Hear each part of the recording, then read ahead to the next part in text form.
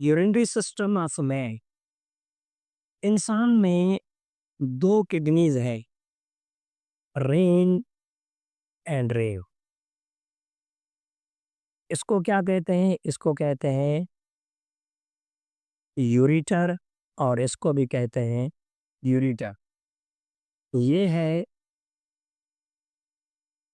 Urinary bladder, और इसे कहते हैं urethra. This one is the system of the man that is known as a urinary system of man. How many numbers of kidneys do you have? A pair of ren, or the pair of kidneys। हर इंसान को pair of kidney मौजूद है अगर वो normal और healthy person है। Units कितनी है? दो किडनीज हैं, तो पेयर ऑफ यूरेटर, यूरेटर भी पेयर हो गए। यूरिनरी ब्लेडर एक और यूरिथ्रा भी एक। तो अब पोजीशन ये है कि ये बीन शेप जो किडनीज हैं, इनका काम क्या है? इनका काम है कि ये टॉक्सिक सब्सटेंस को बॉडी से बाहर निकाल देती है। पहले एक्टिविटी अगर चेक करेंगे तो ये जो सिस्टम है, यूरिनरी सिस्टम ऑफ मैन, ये है होम्योस्टासिस सिस्टम। अब पहले आप लोग पढ़कर आए हैं कि होम्योस्टासिस हम उस प्रोसेस को कहते हैं जिसमें बॉडी का इंटरनल एनवायरनमेंट कांस्टेंट होना चाहिए। तो इसका काम क्या है कि ये ब्लड को फिल्टर करता है और बॉडी के इस सिस्टम को, इस ऑर्गन्स को, निज़ाम को मैनेज करने की सलाहियत रखता है। इस सिस्टम का काम क्या है? ये जो रीन है, किडनी, ये क्या करती हैं? ये होती है प्योरीफायर्स है। ये प्योरीफाई करती है किसको?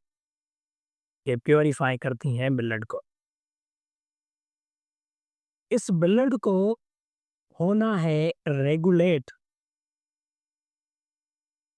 अगर ब्लड को रेगुलेट होना है तो ब्लड में कौन सी चीज़ें हैं? ब्लड को अगर आप खुद देखेंगे तो ब्लड की जो पीएच है वो अल्कलाइन है, और अगर आप यूरिन को देखेंगे तो यूरिन की जो पीएच होगी वो एसिडिक होगी। अब दोनों चीज़ें अलग होगी। ब्लड खुद जो है वो अल्कलाइन है और यूरिन जो है वो एसिडिक है। इस होम्योस्टेसिस का काम भी यही है कि ये अल्कलाइन और एसिड को क्या करे? रेगुलेट करे, ताकि ब्लड को भी फायदा हो और यूरिन एसिड जो है वो भी बॉडी से बाहर चले। तो इस वजह से हम कहते हैं कि ये होम्योस्टासिस है।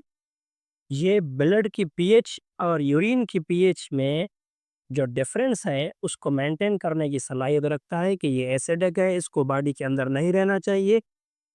और ब्लड जो मोस्ट इम्पॉर्टेंट है उसको बेसिक कंडीशन में होना चाहिए। जैसे आपको पता है कि ब्लड की जो पीएच है वो 7.35 से लेकर 7.45 तक होती है, पीएच ऑफ ब्लड। और यूरिन की जो पीएच होती है, यूरिन की पीएच होती है 4 से लेकर 5 तक, यानी ये एसिडिक नेचर और ये अल्कलाइन। तो इस होम्योस्टेसिस ने क्या काम किया?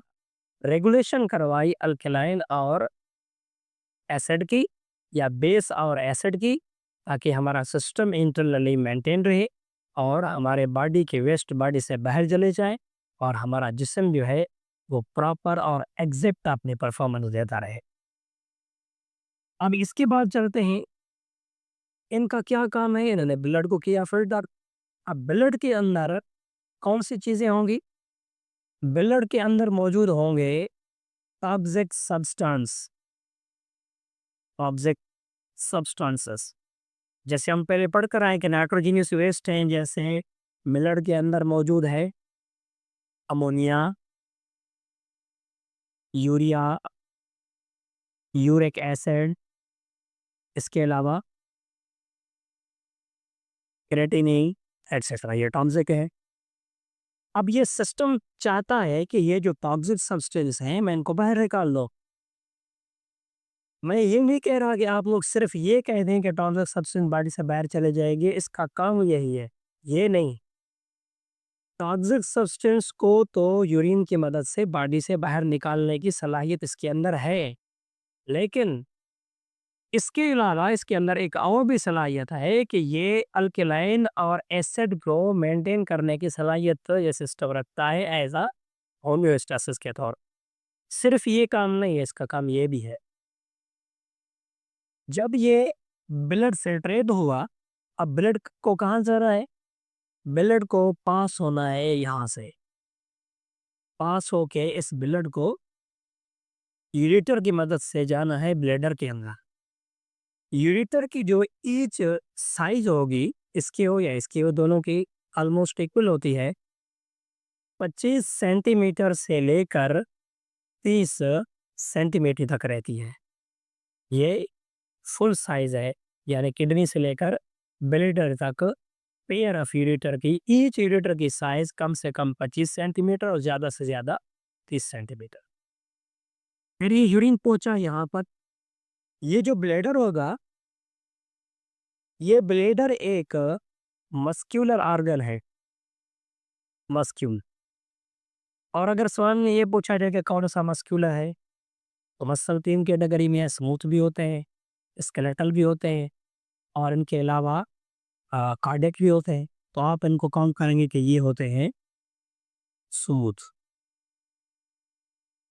ब्लैडर नॉर्मल तौर पर ब्लैडर के अंदर यूरिन को स्टोर करने की जो कैपेसिटी होती है, वो कितनी होती है?